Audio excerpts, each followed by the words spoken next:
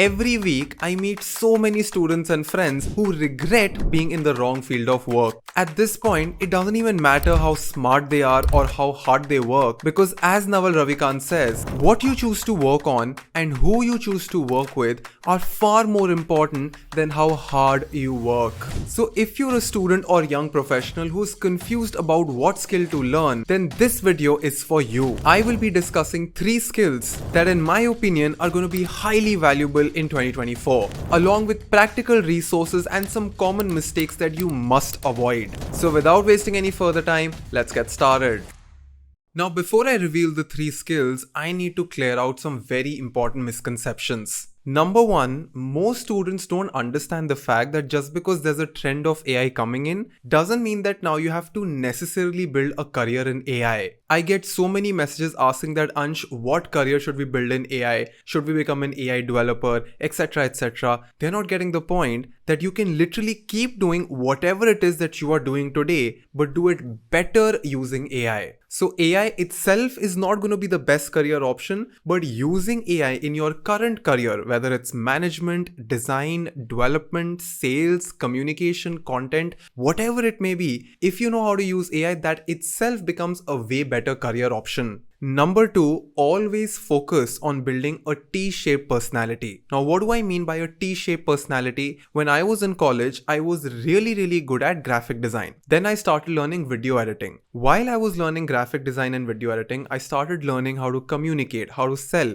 But I never spent a lot of time in sales or marketing in general. I was always very focused on becoming a really good video editor and a really good graphic designer. So that was my tool side of skills. And then I was doing small things on the outside. So I was building a T-shaped skill set, which means that you have one depth skill and then you have small skills that sort of have a wider range. At this point in this year, my T-shaped skill, my vertical skill is UX design, and in parallel I've been learning marketing and content creation and talk in front of the camera, because the thing is, if you really want amazing opportunities, you can't just rely on having one single skill. But a lot of students often learn small things and they don't go into the depths of one single skill, so they feel like I can be jack of all and sort of get through my way. It doesn't happen like that. You need one core skill which becomes the stick of your tea, and then you can know a bit about some other complementary skills. On number 3, the truth is that anybody can learn anything now simply because information is so easily accessible. I get so many YouTube comments asking that, Ansh, we're not from an IT background, we're not a developer, we don't have an expensive degree or a laptop, can we still learn this? And the truth is that in most cases, you can. Now, I won't say that it is possible in every single case, because in some domains, having an expensive laptop or having certain amount of prerequisites is essential.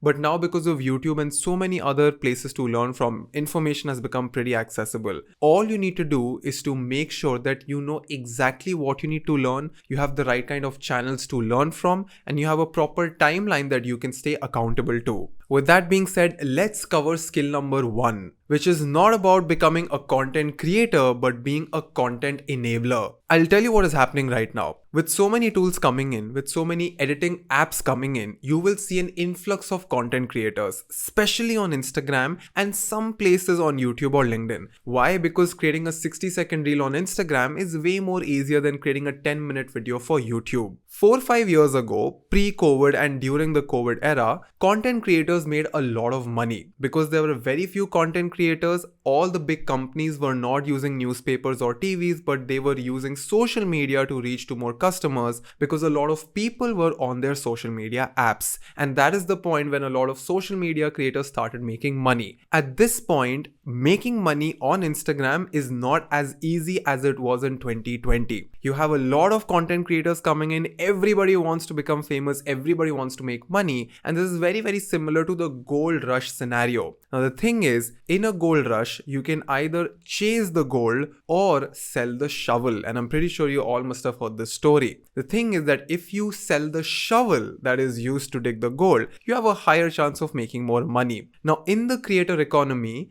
running as a creator might make you some money because it takes a lot of determination and consistency. However, if you become a really good short editor or if you become a really good reel editor, or if you become a good hook writer, or a talent manager, or a good negotiator, or just a person who can automate social media, then you become a shovel for the content creator. And the fun part about a shovel seller is that you can sell shovels to multiple people, which means that if you're a great content editor or if you're a great script writer, you can serve multiple creators. Once you become really good at it, you can hire juniors, train them, and open an agency where you're just helping other content creators chase their dreams. In this way, you don't have to speak in front of the camera, you don't have to look perfect all the time, yet you can make a lot of money because now you're not a content creator, but you're a content enabler. But there's a very common misconception that a lot of editors have, and it is very similar in other domains as well, but I'm going to specifically target editing because I keep seeing this mistake again and again. People feel that knowing how to edit is equivalent to knowing how to use Premiere Pro or After Effects or an editing app. Knowing the tool is very different from knowing the subject. So if you plan to become a video editor, for example, don't just focus on knowing the tools. You need to understand what works in a video. How does retention play a huge role? Because being an editor is not just about learning tools, but it's about having that intelligence to understand what feature, what cut, what sound to use so that the viewer sticks till the end of the video. Now, when you enter this field, you will always have this temptation of doing everything on your own and saving money. But I want to give you this very solid recommendation that the sooner you start reinvesting in template websites and subscriptions, the easier your life will be. It would be way more easier for you to scale. For example, if you're trying to go into graphic designing, having an Envato Element subscription or a Motion Array subscription is really helpful. If you're entering reel edits, then you need to have a good sound pack. It could be on Splice, it could be on Epidemic Sound. All of these are paid subscriptions. This is not a sponsored video by them, but it's very important that you try out these tools. Number 4, you need to learn from other creators, which means that when you're consuming content, you need to be very careful about why this content is doing well. Why is this script doing well? Because at one point, other new creators will come to you and say that I want to become like that big creator. Now, when you see something succeed, you can always distinguish 4 or 5 reasons why it is working. But in reality, there are 15 reasons why it's working. And of course, you can't always recognize all the 15 reasons, but the more reasons you can identify, the easier it will be for you to prescribe a formula that gets you closest to success again and again. Because in a lot of cases, people succeed once or twice, but they don't know the reasons behind that success. Or even if they know some reasons, they don't know enough reasons to replicate that success consistently. So you need to make sure that it's not just about being successful in life, it is also about knowing why I succeeded at this point so that I can have a prescription or some sort of formula that helps me become more successful in the future as well. The second skill is actually a domain that very few people are looking into, and that is the field of augmented reality and virtual reality. I find so many students becoming so obsessed with mobile design and web design and iOS design and Android design without understanding the fact that now we are moving away from mobile phones. You have the Meta Quest, you have the Apple Vision Pro. All of these headsets are essentially going to change the way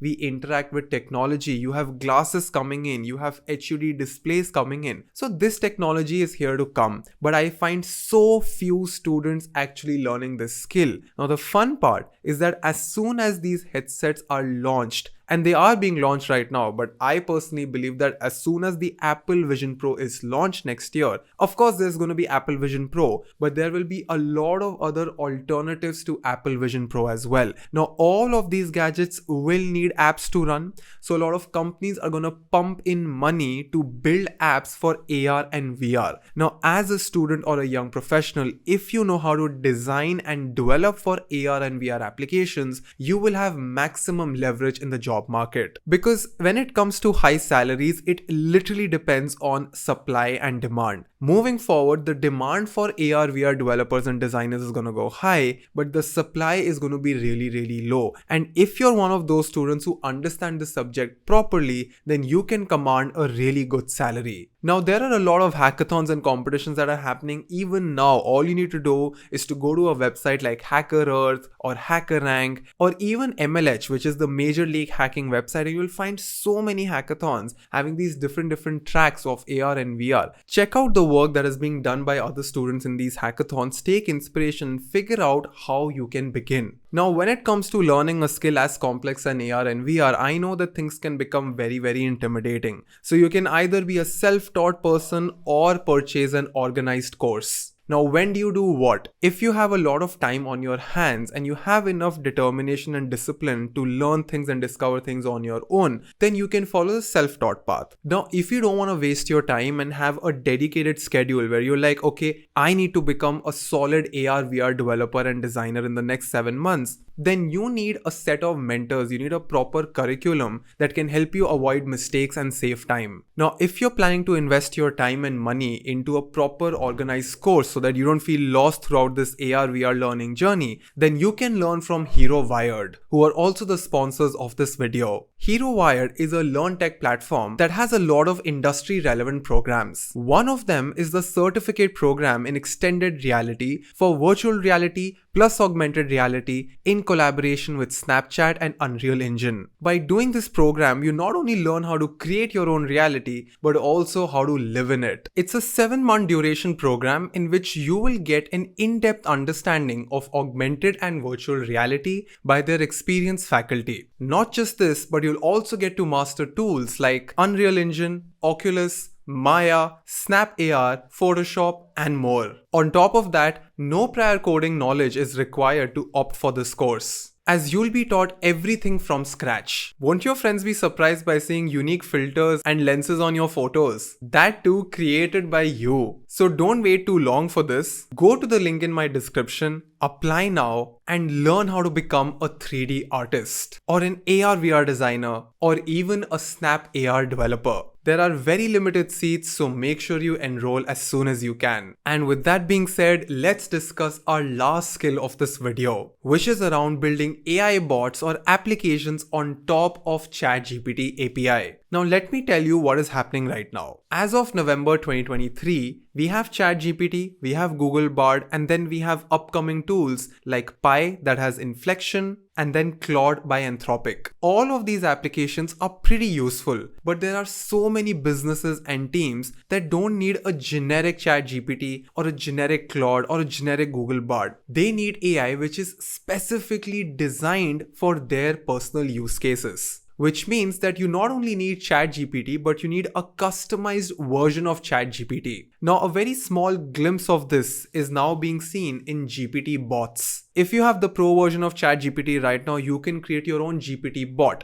Now, let me explain you what that means. You can have a name for this bot, a description for this bot, and then you can upload specific knowledge inside this bot, and then keep reusing this bot again and again for a dedicated use case. The fun part is that OpenAI has actually launched an app store where you can upload this bot, which means that if I create a bot for creating websites, then you can use that bot and pay me a small fee. So I will get paid just because I'm really good at training this bot for a specific use case. Now, something very similar happened when the Apple iPhone launched its App Store. So many people made so much of money even when they were making such generic apps. In fact, there was this one app called the Beer app. I think it was called iBeer, which made so much money, and it was such a basic app. But just because the supply was really low and the demand was really high, everybody flocked and gave these basic apps a lot of money. Now, a lot of you would be thinking that, Ansh, is this very technical? Is GPT bots the answer? No, I am trying to tell you that GPT bots is just a signal. Later on, you will have a huge opportunity for building apps and AI bots that are built on top of ChatGPT API or Google Bard API. Now you'd be asking, Ansh, what exactly is this API? It is very, very simple. When two applications need to talk to each other, let's just say that you have ChatGPT and then you have my Google Calendar.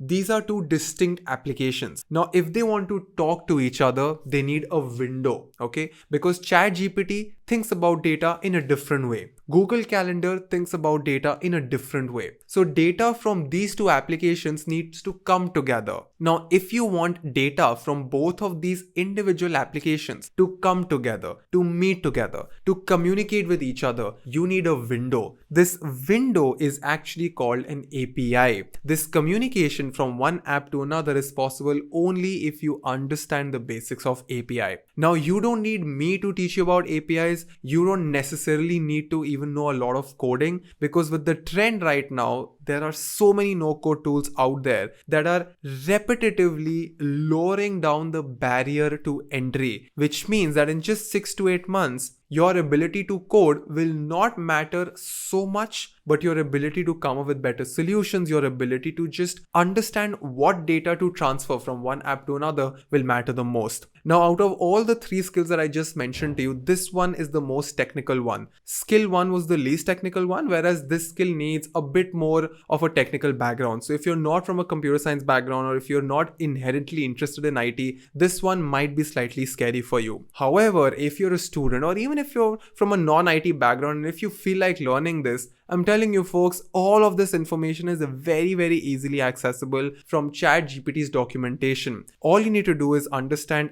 how exactly do APIs work, what is the language you need to learn. In most cases it is Python, and then you can very easily learn the basics of Python and the basics of integrating APIs and actually start building bots or chatbots on top of these pre-existing applications. Now I know that in a lot of cases you'll be like, Ansh, we are very, very creative, but whatever you just said, बिल्कुल हमारे sir के ऊपर से निकल गया. We did not understand all of this. We're gonna shut this video. I get it. I completely get it. And that is why my last advice to you would be that if you feel you're not technical enough, but if you feel that you have that business acumen, or if you have that creative acumen, then just join hands with someone who is good at this. See, Naval Ravikant says that in most cases you are either a builder or a seller, right? Now, if you are the seller kind who's really, really good at coming up with ideas, finding customers, talking to people, then just collaborate with a person who's a builder, and you will not believe this. I know so many tech founders who are very, very shy, who are not very, very business driven, but they're really, really good builders. And they always have a co-founder who complements that skill, right? So if you're a builder, find a seller. If you're the seller, just find a builder. Now, where do you find these people? Majorly in 2 places. Number 1, through meetups and networking events. And number 2, through college hackathons. There's also online Discord communities, but I personally don't believe in them because very, very rare for you to meet someone from a Discord server. Like, it's like the conversion rate is like 20-25%. But if you go to like offline meetups and networking events and, hackathons, and you have so many people in person, like the sample space is so huge that if you keep going to these events again and again, you will often find people. And it's easier to judge if I can work with this person for a longer time if you spend in-person time with that complementary person. Now, before I end this video, there are 2 very, very important reminders that I need to tell you before you start your journey. Number 1, you cannot quit unless you have a 15-day plan to learn any of these skills. Which means, number 1, you need to first decide what exactly you need to learn, and you can use ChatGPT for that. Number 2, you need to create a syllabus of 15-day plan. We've already created so many videos where I teach you how to use ChatGPT to build a learning plan. All of the links are going to be in description.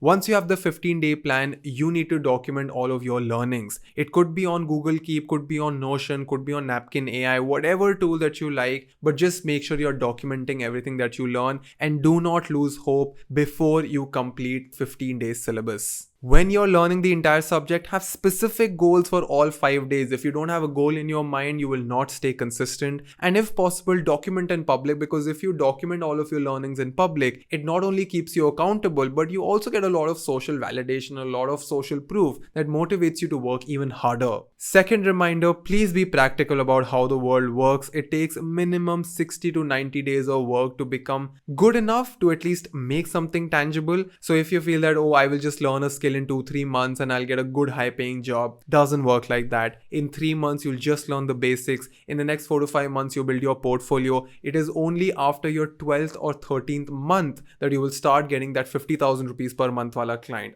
It doesn't happen that easily. So I just want to like give you that reality check before you say that, oh, maybe some magic will happen in 30 days. Doesn't happen. You'll make some money. You can get like a 5,000, 10,000 rupees per month wala client, but that's really not worth it. You should always aim to get the 1 lakh rupee per month wala client. And for that, you need to spend at least a year becoming really, really good, building a portfolio, and then putting yourself out on the internet. Let me know in the comments section if there are any other skills that you are interested in. I'll try to make a video on that with proper roadmaps and resources. In fact, let me know what are some issues that hold you back from learning a high-paying skill. If you're here for the first time, make sure you click on subscribe and hit the bell icon because we will be making a lot of videos on UX design, on ChatGPT, Midjourney, and upskilling. In fact, we've launched learnUIUX.in that can help you become a UX designer, and howtoprompt.in that can help you become really, really good on top AI tools like ChatGPT and Midjourney. With that being said, I hope that you're taking care of your mind and body. This is your dost Ansh Mehra signing out.